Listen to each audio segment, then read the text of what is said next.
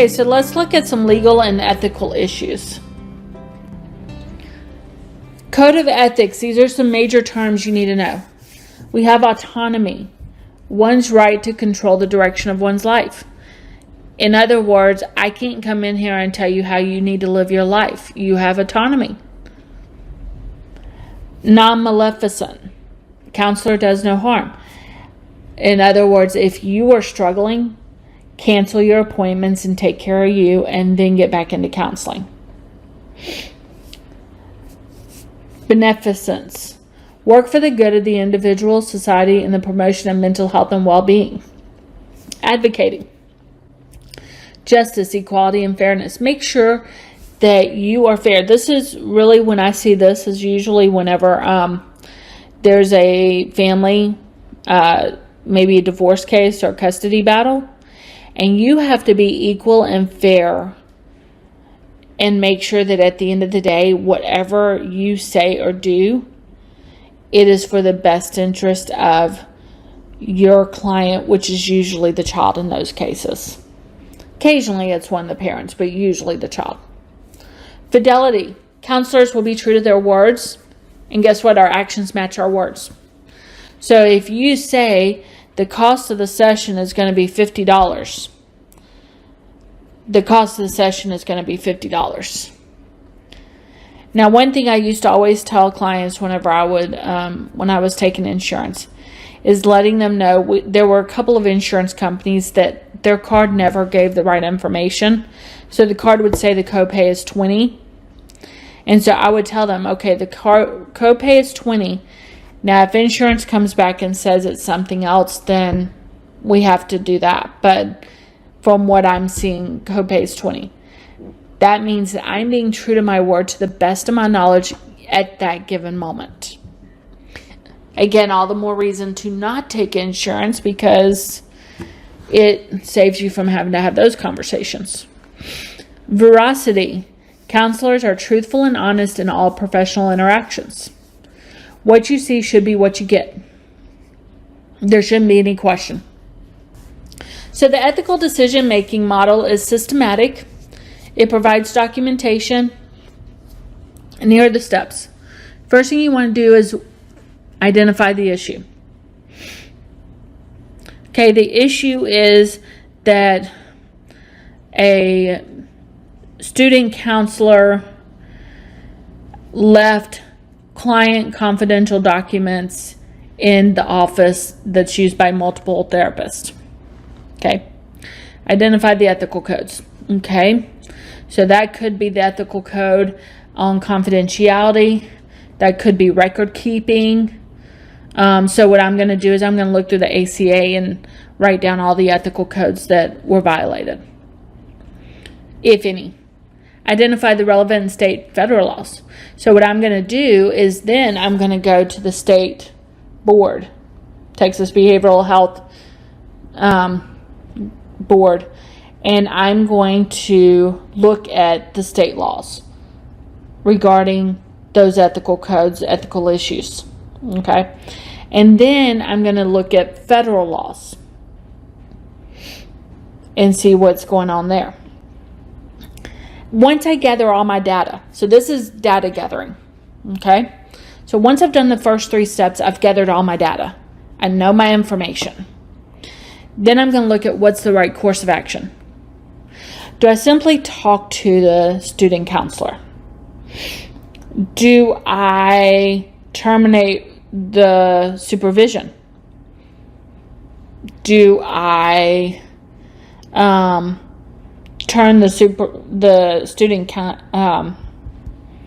counselor into their school and the state board? You know, what options? And there's several others that you could choose from. So what I would do is I would look at those and I would choose the best one that I feel like would be the most appropriate response, and then move from there. So these are some common ethical issues that we have happen in mental health.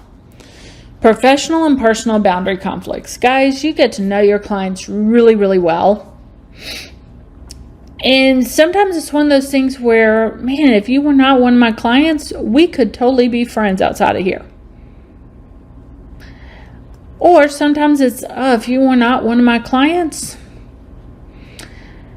I could see us dating or being in a relationship. When you start having those thoughts, you need to talk to your site supervisor and you need to transfer that client to another person, because you have crossed the professional personal boundary.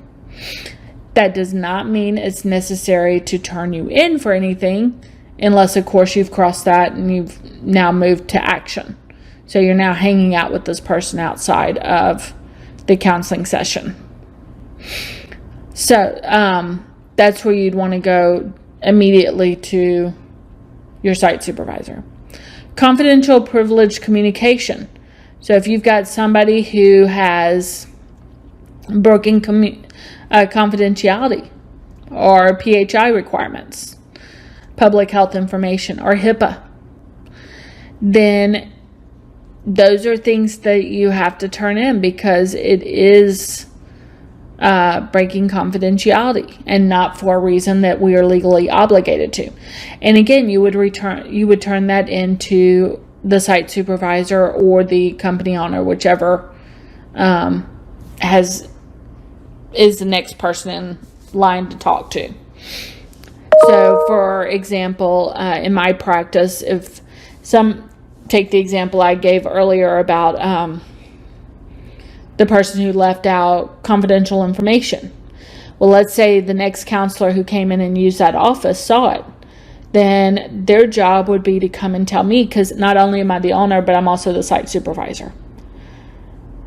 But if I wasn't the owner, they would come and talk to me too, because I'm still the site supervisor. Then I would take it to the owner once I talk to the student counselor. Social media and professional counseling. Guys, this one gets people in trouble a lot. If somebody gives you a bad review, you cannot respond. If you respond, then you just broke confidentiality. They give you a bad review. You have no recourse unless you are suing for slander or libel. The other thing is, I actually have a friend of mine I went to school with, and she had a counselor that was working for her, and she ended up having to let the counselor go for a different reason. But what happened is that the counselor was having a bad situation with their partner, and they broke up. So the partner contacted my friend as the owner of the company and said, you need to know that this and this and this is happening. And so she went and researched, and the counselor was involved in some fetish pictures that were online, and some of which were taken from the counselor's office. And so it's forever online. Even if you remove it, whatever you put online is going to stay there. But with that happening, that counselor was not only terminated, but was turned in. Managing interdisciplinary dynamics. So let's say that there's an issue between a site supervisor and a student counselor, and the site supervisor has put the student counselor on a growth plan, has followed through on the growth plan, has it all documented, and they let the school know, and the school's like, well, they're okay, and doesn't do anything about it. Well, then the school could be in trouble for ethical violation on that. And then managing lethality with clients who self-injure or at risk of suicide and homicide. If you have a client who is suicidal or homicidal, or you think that, do the company's suicide checklist or homicide checklist. See what's going on. If they self-injure, still do the suicide checklist to see what's going on.